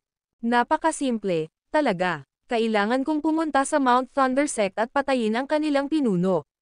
Ang iyong mga kaibigan at pamilya ay malayang pumunta kapag napatay mo siya. Paano ko gagawin iyon? Hindi pa rin nagbabago ang malamig na ekspresyon sa mukha ni James. Muling nagsalita ang paos na boses. Sa pagkakataong ito, medyo nadismaya sila. I drop ang iyong humble act. Sa lakas mo ngayon, kakaunti lang dito ang kayang talunin ka. Maaaring hindi ka katugma sa kanya kung kukunin mo siya ng direkta, ngunit walang nagsabi na kailangan mong maglaro ng patas. Maaari mong itago siya o gumamit ng lason para ilabas kung kinakailangan. Ang Mount Thunder Sect ay palaging nasa panig ng hari. Ikaw ang Dragon King at ang Emperor. Malaki ang tiwala sa iyo ng hari. Kung pupunta ka sa Mount Thunder, ikaw ay malugod na bisita. Tiyak na sasalubungin ka ng pinuno ng personal, kaya ang isang palihim na pag-atake ay madaling makaalis sa kanya. Ang kabilang partido ay nagbigay ng kaunting payo kay James. Kapag namatay ang pinuno ng Mount Thunder Sect, tutuparin ko ang aking salita na palalayain ang mga hostage. I'd advise you to act quick, James. Si Quincy at ang iba pang mga babae ay medyo mapang-akit at sakit-akit. Natatakot ako na baka hindi mapigil ang ilan sa mga nasasakupan ko kung magtatagal ka. Beep, beep. Binaba ng kabilang partido ang telepono. Lalong lumakas ang ngisi ni James. Hindi niya inaasahan na uutusan siya ng kabilang partido na patayin ang pinuno ng Mount Thunder Sect. Alam niya ang tungkol sa Mount Thunder Sect. 100 taon na ang nakalipas, sila ang nanguna sa mga martial artist ni Sol. Ang video na ito ay edited by Urban Storytelling. Kabanata 1142. Ang dating pinuno ng Mount Thunder Sect ay dating dakilang Grandmaster at may dakilang prestihiyo kay Sol. Nangangatuwiran ito na ang pinuno ng sekta ng henerasyong ito ay magiging katulad, kung hindi man mas malakas. Huminga ng malalim si James, inilabas ang kanyang telepono, at tinawagan si Henry na nasa malayong kabisera na nakatalaga. Hindi nagtagal at sinagot ni Henry ang tawag. Emperor, anong utos mo sa akin? Direktang inutusan siya ni James, padalhan kita ng audio recording. Subukan at patakbuhin ito sa database ng sibilyan at tingnan kung makakahanap ka ng katugma. Sinabi ni Henry, okay, walang problema. Tanong ni James, pinabalik mo na ba sina Maxine at Thea sa Kensington? Yep, pinabalik ko na sila at nakulong sila sa isang kwarto ayon sa bilin mo. Mga martial artist sila so be when handling them, especially Thea. Siya ay hindi kapani-paniwalang malakas.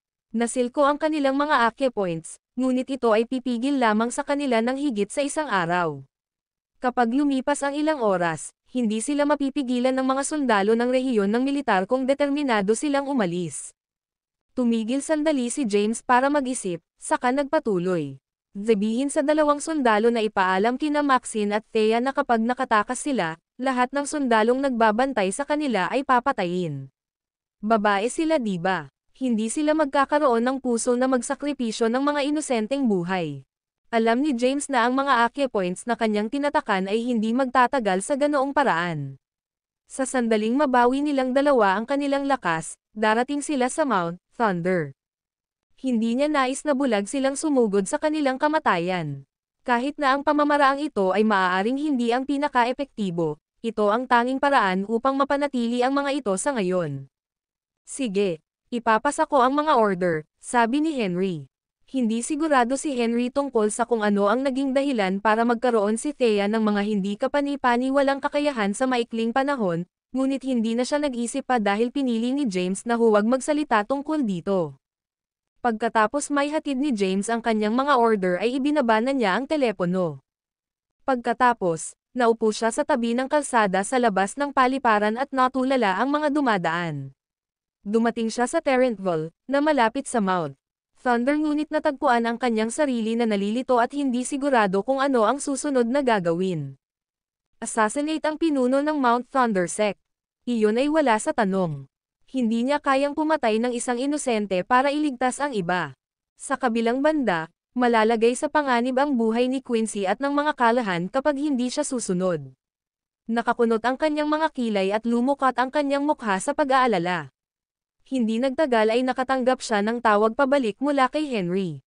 Yung ibang tao ay gumagamit ng voice modulator. Hindi namin magawang i-decrypt ang boses at patakbuhin ito sa database. Dahil dito, hindi namin alam ang pagkakakilanlan ng taong tumawag sa iyo. Sige, salamat. Hindi inaasahan ni James na gagana ito at karamihan ay sinusubukan ito bilang isang shot sa dilim. Anong gagawin ko ngayon? Sumando si James sa hagdan at pinag-isipan ang kanyang utak. Alam niyang hindi siya makakakilos ng walang ingat. Bawat desisyon na gagawin niya ngayon ay makakaapekto sa Mount Thunder Conference. Siguro ang mga tao mula sa Gu Sect ay natatakot sa pinuno ng Mount Thunder Sect. Kaya naman gusto nilang patayin ko siya at puksain ang isang malakas na kalaban bago magsimula ang komperensya, o baka iba pa. Tulala na bulong ni James. Hoy, ikaw pala. Isang boses ang biglang nagpabalik sa kanya sa realidad. Iminulat ni James ang kanyang mga mata nang marinig ang boses. Nakatayo sa harapan niya ang isang payat at magandang babae. Nakasuot siya ng down jacket at hanggang tuhod na bota. Naguguluhan siyang tumingin kay James, na wala sa sariling nakaupo sa lupa. Si Stella iyon. Nagpalit na siya ng uniforme at nagtungo sa malapit na hotel para magdamag. Naka-request na siya ng kalahating buwang bakasyon.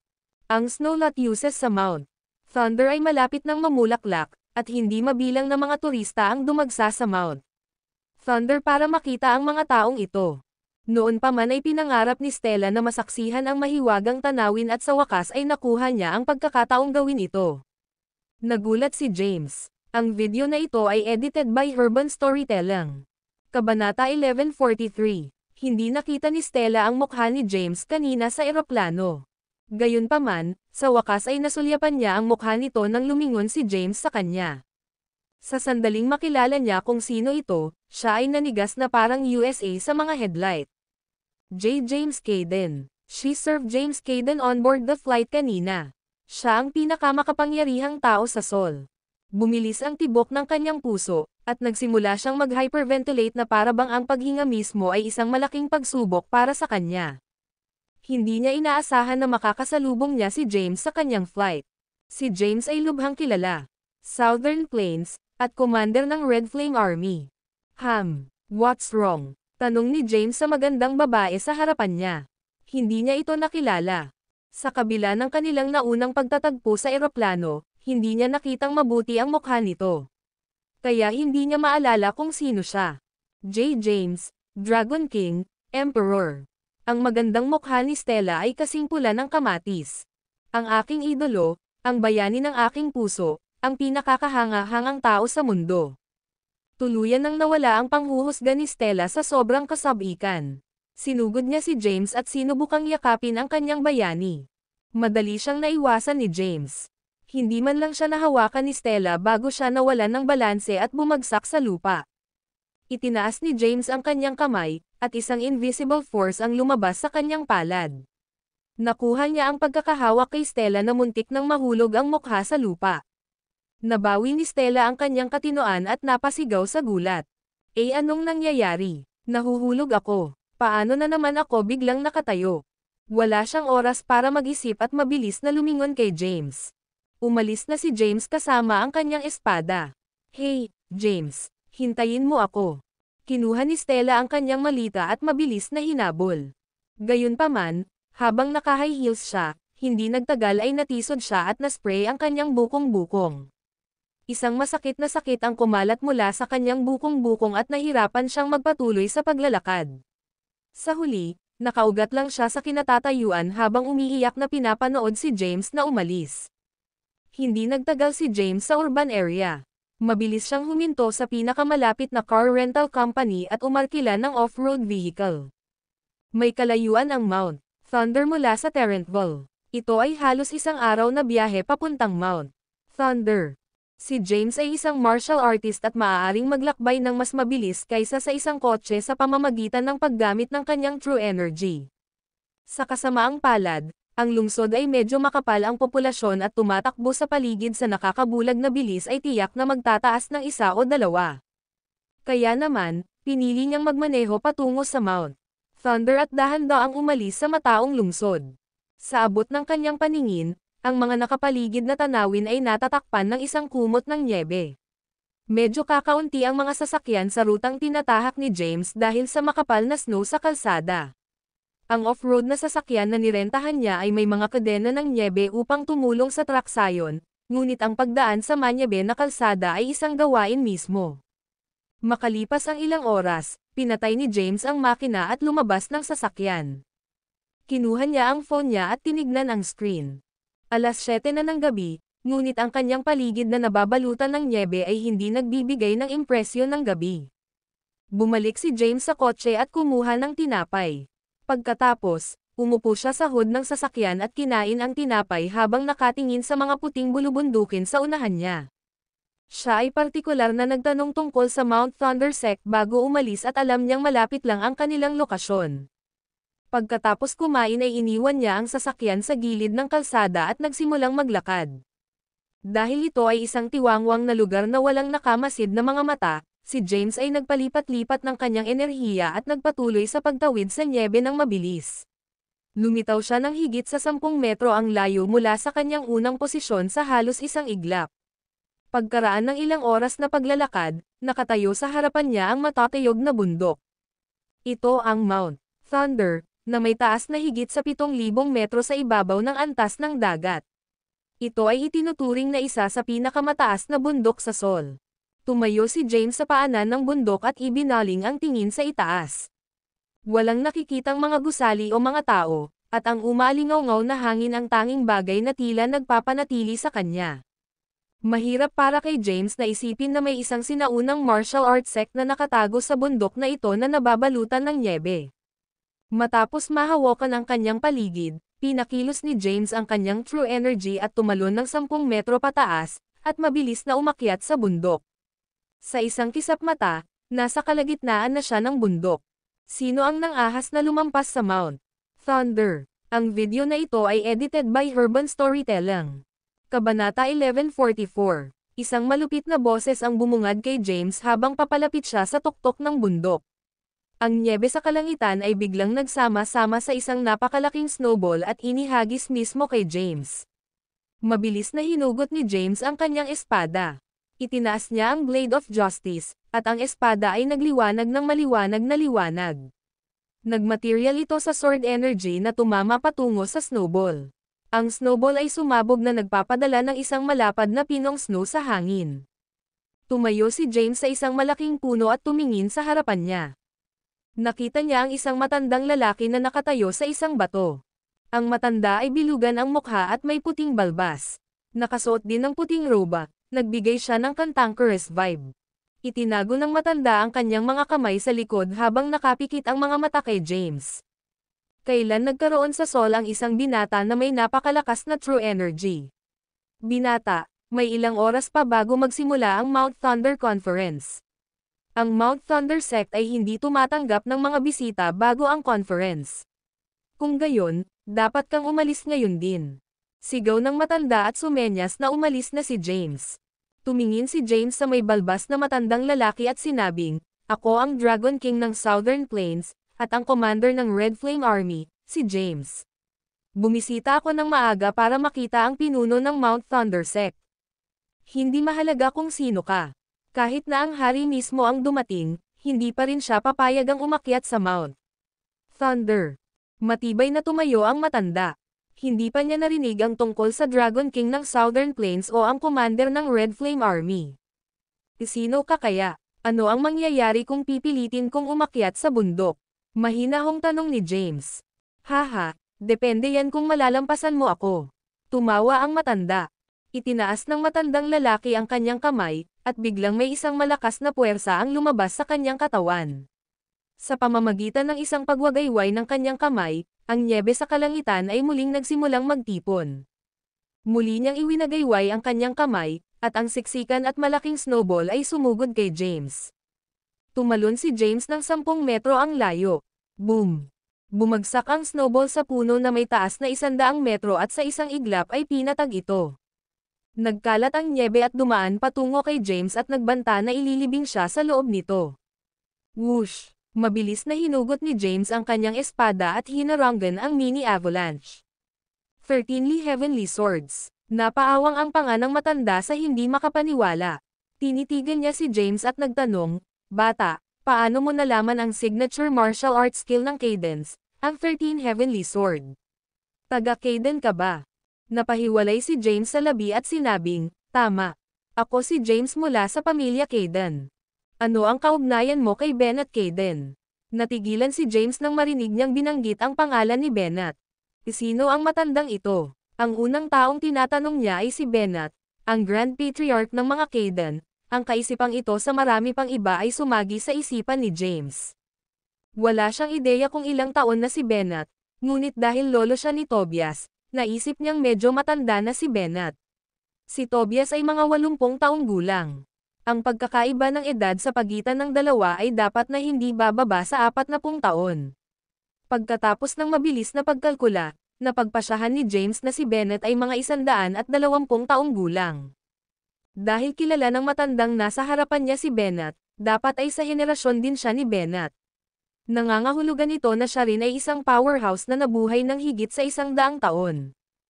Ako ang pinakabatang henerasyon ng mga Caden. Si Bennett ang may hawak ng pinaka-senior na posisyon sa aming pamilya at lolo rin ng aking lolo, sabi ni James. Bata, ikaw ay may talento. Nakamit mo ang napakatalino na kasanayan sa espada sa kabila ng iyong edad. Di hamak na mas talented ka ngayon kumpara kay Bennett noon, papuri ng matanda kay James habang hinahaplos ang kanyang maputing balbas habang iniisip. Nagulat si James. Sino ang matandang ito? Sa paghusga sa kanyang mga salita, tila siya ang nakatatanda ni Bennett at nakita siyang lumaki. Kung hindi niya sinabi ang ganoong bagay.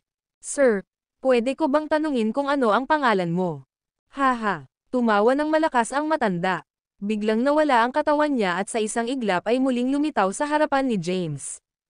Napakabilis ng kidlat ng kanyang mga galaw. Maging si James ay hindi rin siya maaninag ng malinaw hanggang sa bigla itong muling sumulpat sa kanyang harapan, nagulat. Napaatras si James ng ilang hakbang. Hindi ko inaasahan na makatagpo ako ng isang napakatalino na bata sa aking paglalakad sa gabi. Tumingin ang matandang lalaki kay James nang may kasiyahan at sinabing, "Not bad. You've got great potential, young man." Dahil naging paksa ng pagsisiyasat ng matanda, medyo nailang si James. Nahihiyang ngumiti siya at nagtanong, "Sir, pasensya na po sa biglaang pagdalaw, pero kailangan kong makilala ang pinuno ng Mount Thunder Sect. Magiging mabait po ba kayo para payagan akong makapasa? Ano ang silbi ng makita ang pedante whippersnapper na iyon? Halika samahan mo akong uminom." Hinawakan ng matanda si James, at naging blur ang katawan nito. Mabilis na umakyat ang dalawa sa tuktok ng bundok.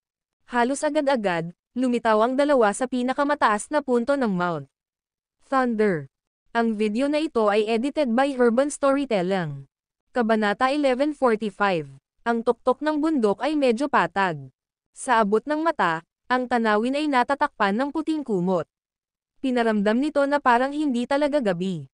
Dinala ng matandang lalaki si James sa tuktok ng bundok, ikanaway ang kanyang kamay, at isang pagsabog ng puwersa ang lumabas mula sa kanyang palad. Lumakas ang kapangyarihan, at ang bloke ng yelo sa kanyang harapan ay dahan-daang nagsimulang matuno hanggang sa unti-unting lumabas ang isang mesang bato kasama ang ilang mga upuang bato. Lumapit ang matanda, umupo, at sumenyas kay James. Tinuro niya ang upuan sa tabi niya at sinabing, "Young man, no need for stuffy formalities. Maupo ka." Lumapit si James, umupo, at curious na tumingin sa matanda. Hindi niya matukoy ang pagkakakilanlan ng misteryosong elder na ito. Alam niyang ang matandang ito ay walang alinlangan na miyembro ng Mount Thunder Sect, ngunit mahirap hulaan ng eksakto kung sino siya. "Sir, sino ka ba talaga?" Haha, tumawa ang matanda at kumikinang ang mga mata sa saya. "Wait here. Kukuha ako ng wine." Nang matapos siyang magsalita ay naglaho ang kanyang katawan at muling lumitaw 100 metro ang layo. Ang kanyang mga galaw ay napakabilis at ang mga mata ni James ay hindi makasabay sa kanya. What astounding movement skill, hindi napigilan ni James na mapaungol sa pagkamangha. Nawala sa kanyang paningin ang matanda sa isang kisap mata. Ang ilang mga gusali ay nakatayo sa mga gilid ng tapat ng bundok. Sa sandaling iyon, sa isang larangan ng pagsasanay sa labas ng isang palasyo. Isang batang babae ang may hawak na mahabang espada at pinaikot-ikot ito ng maganda. Ang mahabang espada ay naglaslas sa hangin ng mabangis ngunit walang kahirap-hirap. Saglit na nagpa-practice ang babae bago huminto para mahabol ang hininga. Casual niyang itinapon ang espada, at tumpak na nasalo ito ng malapit na kasambahay at pinadausdos sa kaluban nito. Lumapit ang dalaga na may dalang espada at masayang ngumiti, sinabing, "Bini-bini, ang iyong talino sa espada ay bumubuti kamakailan. Kung may oras, tiyak na makikilala ang iyong pangalan sa mundo." Mapait na nagngangalit ang babae. Mas madaling sabihin kaysa gawin. Bagamat ang Mount Thunder Sect ay may ilang masalimuot na kasanayan sa swordsmanship, malayo pa rin ito sa iba pang mga top-notch sword techniques. Ang babae ay si Delaney, ang anak ng pinuno ng Mount Thunder Sect. Young lady, ang Mount Thunder Sect ay nangolekta ng mga kasanayan sa martial art mula sa buong mundo. Nasaksihan mo na ang marami sa kanila at tiyak na mamumukod tangi pagkatapos mong matagumpay na ma-master ang mga ito. Nga pala, ano ang sitwasyon sa mga pangunahing paksayon at pamilya ngayon? Mayroon na ba sa kanila na nagsimula ng kanilang paglalakbay sa Mount Thunder? Pinili ni Delaney na huwag pansinin ang mga salita ng pagpapalakas ng loob ng dalaga. Hindi pa, young lady, may masamang balita. Ang Mount Thunder Snow Lotus Wine ay ninakaw. Biglang sumugod ang isang lalaking nasa 30s. Pulang-pula at pawisan ang mukha niya dahil sa pagmamadaling lakad niya para ihatid ang balita. Ano? Ninakaw ito? Paano nangyari ito? Ang wine cellar ay binabantayan ng mga elite martial artists. Sino kaya ang nagnakaw nito? Gulat na bulalas ni Delaney. Hindi ko alam. Isang disipulo ang nagsasagawa ng isang nakagawiyang inspeksyon at nalaman na ang Mount Thunder Snow Lotus wine sa itaas na palapag ng wine cellar ay nawala na. Let's go have a look, nag-aalalang sabi ni Delaney. Ang Mount Thunder Snow Lotus wine ay ang kayamanan ng Mount Thunder sect. Ang Snow Lotus ay isang espesyalidad ng Mount Thunder. Mamumulaklak lamang sila sa taglamig. Katulad ng maginoon na dahon ng tsaa, hinati sila sa mga grado. Ang normal snow lotuses ay puro ornamental at pinahahalagahan lamang para sa kanilang mga aesthetics. Sa kabaligtaran, mayroon ding nakapagpapagaling na snow lotus. Ang iba't ibang ito ay namumulaklak lamang isang beses sa isang siglo o maaaring tumagal pa. Ang Mount Thunder Snow Lotus wine ay ginawa mula sa century-old snow lotuses at isang mahusay na tonic para sa mga martial artist. Ang isang paghigop ay maiiwasan ang isa mula sa ilang taon ng pagsusumikap. Ang Mount Thunder ay hindi nagtimpla ng Snow Lotus wine sa loob ng 100 taon, at ang kasalukuyang stock ay ang natitira mula sa 100 taon na ang nakalilipas. Kaunti na lang ang natira. Hindi makuha ni Delaney ang enerhiya sa loob ng alak dahil hindi pa siya nakakapagtanim ng sapat na true energy. Binalak niyang maghintay hanggang sa maabot niya ang ika-4 na ranggo at iinuman ito upang tumalon sa ika-5 ranggo. Umakyat ang kanyang mga plano nang biglang nanakaw ang alak. Samantala, naghihintay pa rin si James sa tuktok ng isa pang bundok. Hindi nagtagal, bumalik ang matanda na may dalang pitchel ng alak at 2 maliit na baso. Wahaha, nakabalik na ako. Bago pa man siya makarating ay rinig na niya ang boses niya mula sa malayo. Umupo ang matanda at nagbuhos ng ilang patak ng alak. Napatingin si James sa wine glass na gawa sa crystal clear jades na nakalagay sa harapan niya. Ang alak na ibinuhos sa baso ay kulay gatas na puti at tila naglalabas ng ephemeral white glow.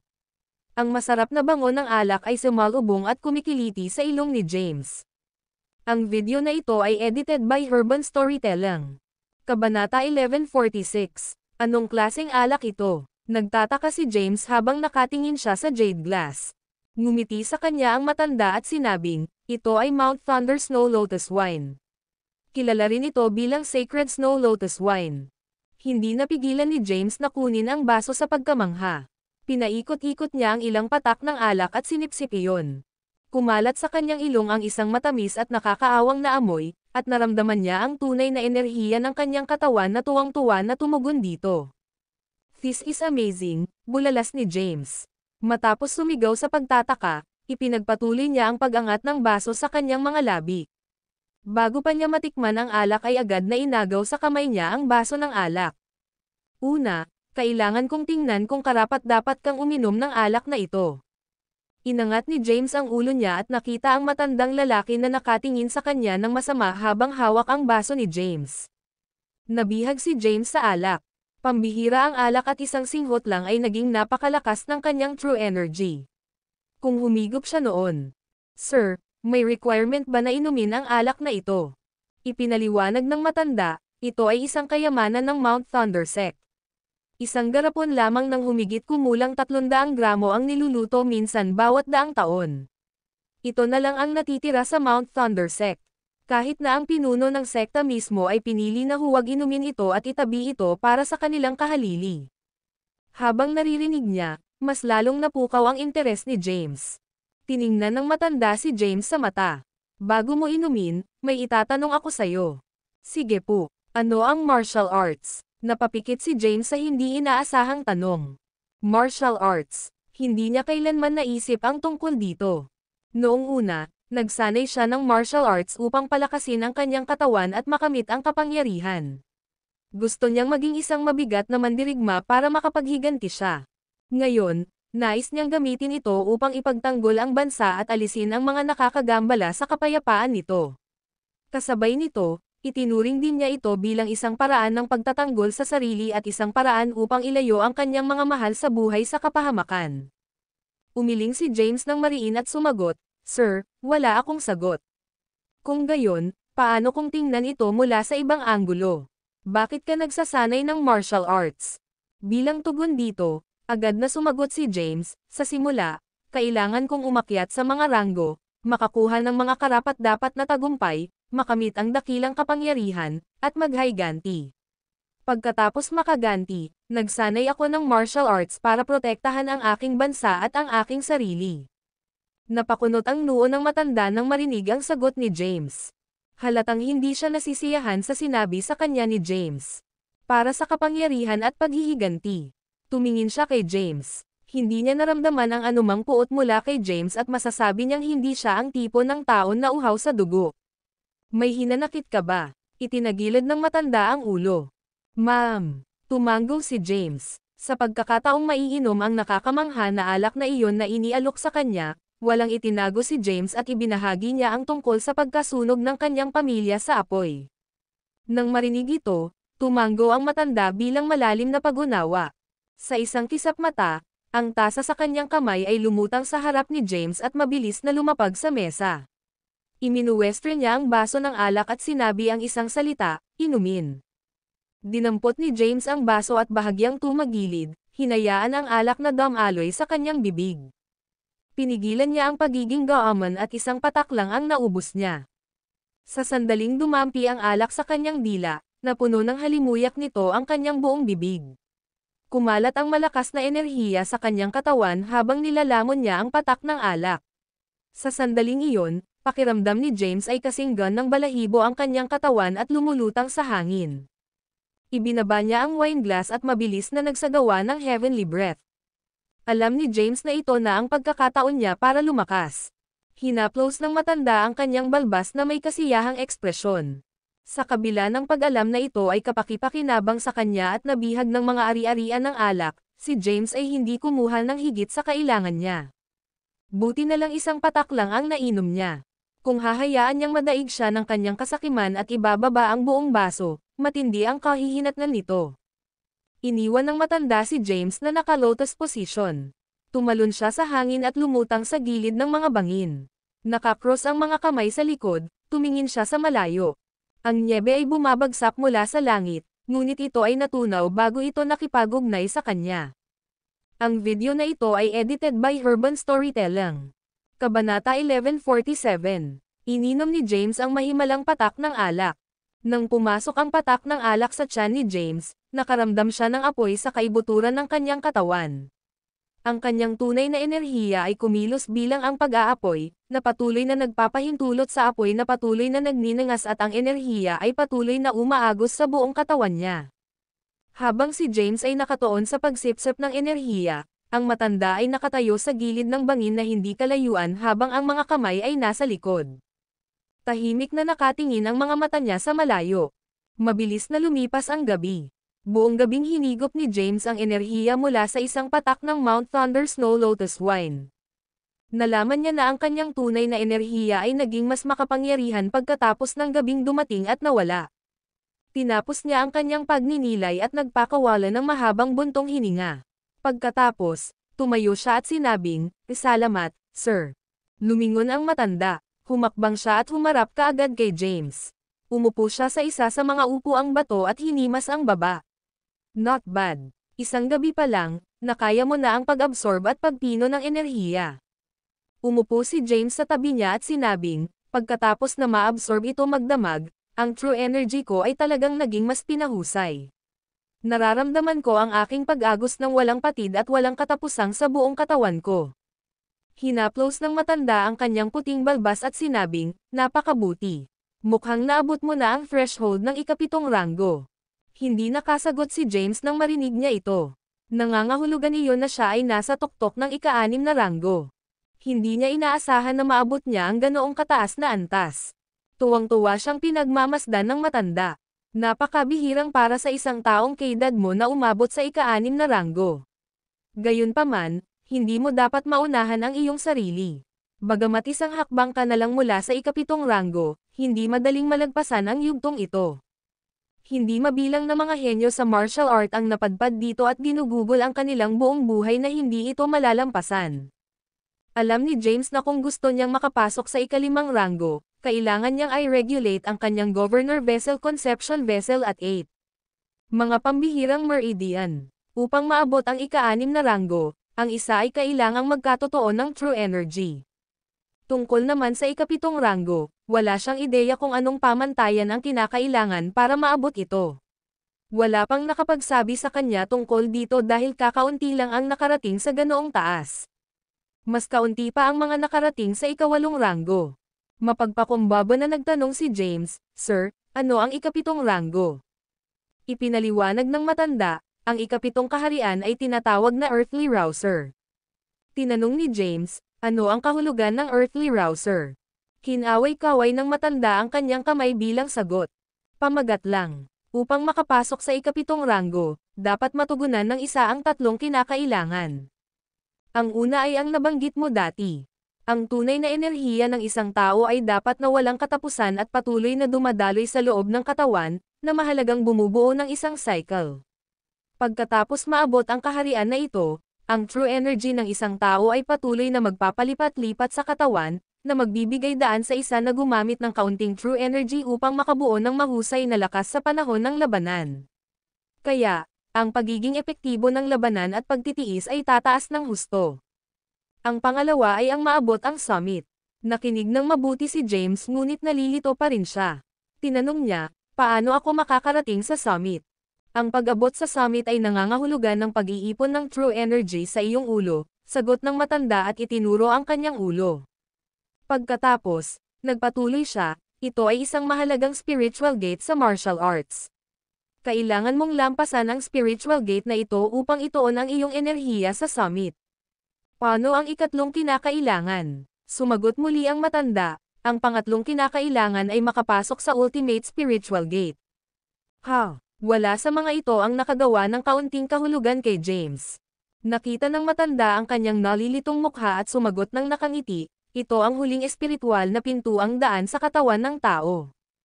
Nasaan kaya iyon? Bahagyang umiling ang matanda at sinabing, iba ito para sa lahat.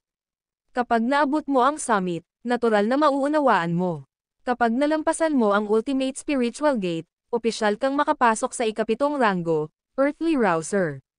Naalimpungatan siyang tumingin sa malayo at pagkatapos ay bigla niyang pinadyak ang kanyang paa sa lupa. Isang nakakatakot na puwersa ang sumabog mula rito, at naramdaman ni James ang puwersang humahanggos patungo sa bulubundukin sa di kalayuan.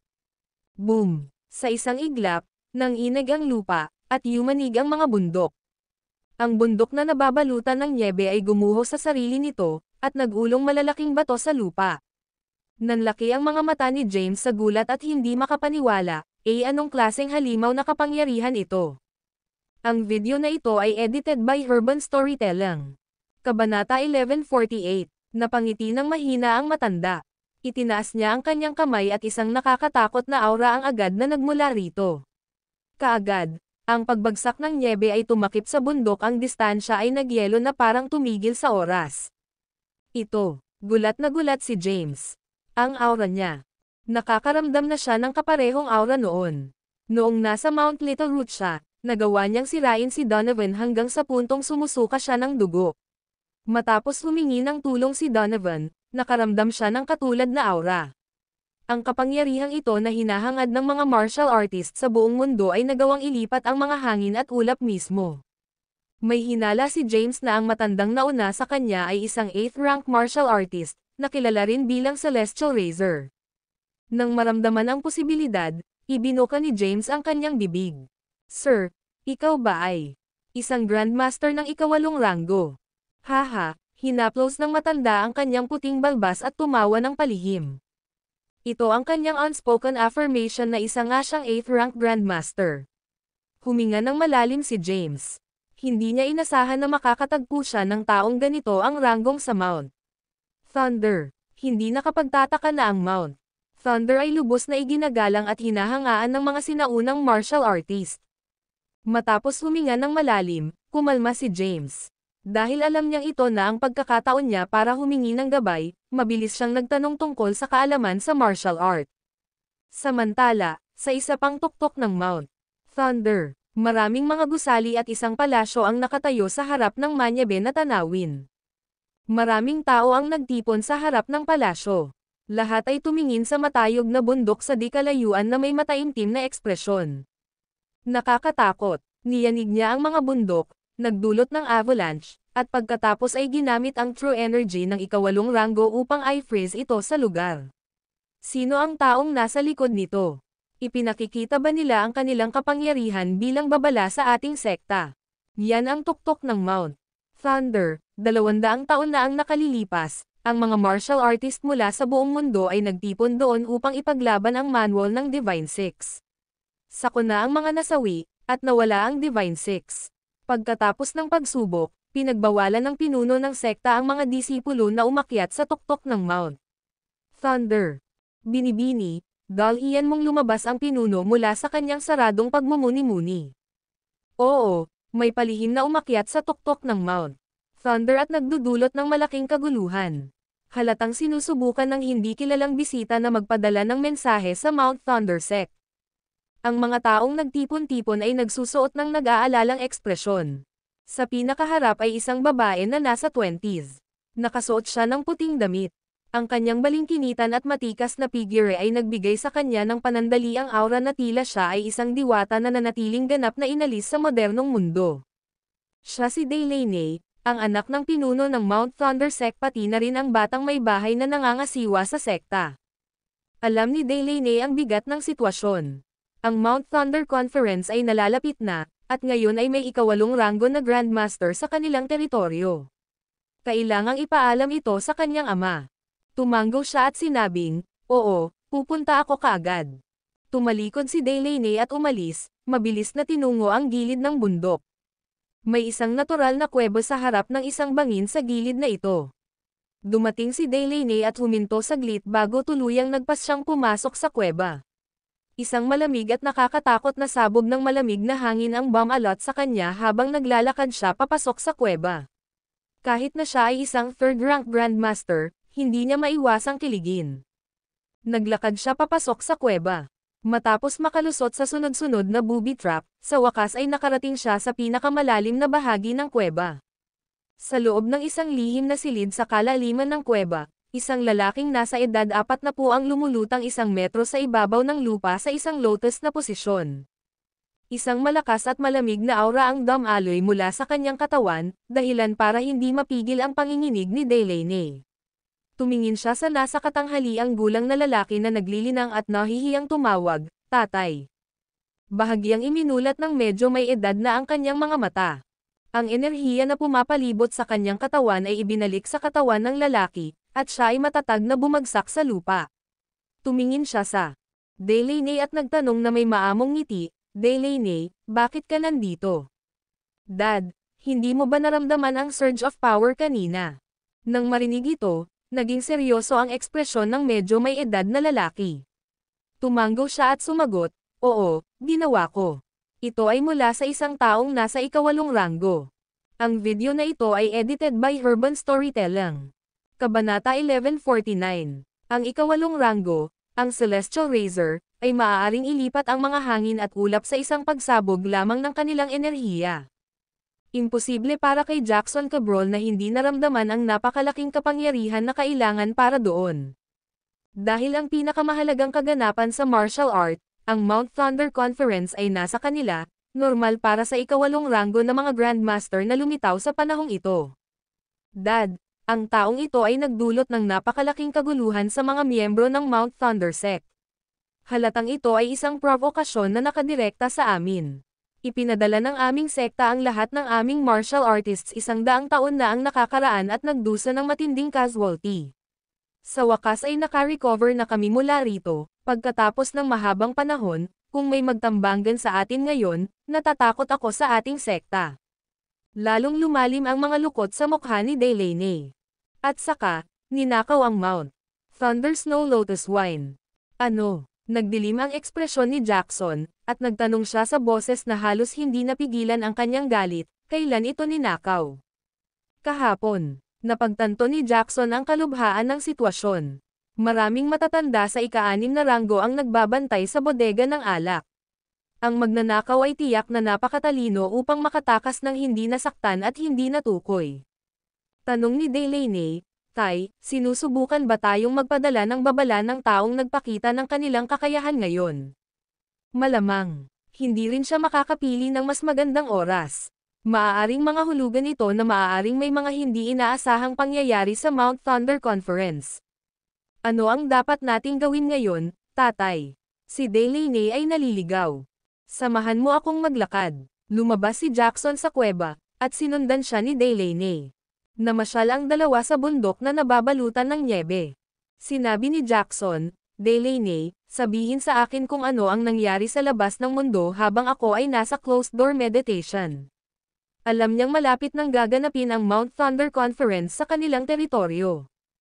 Gayunpaman, hindi niya kailanman inisip ang kanyang sarili sa mga makamundong gawain sa loob ng maraming taon at hindi niya alam kung ano ang nangyayari sa labas ng bundok.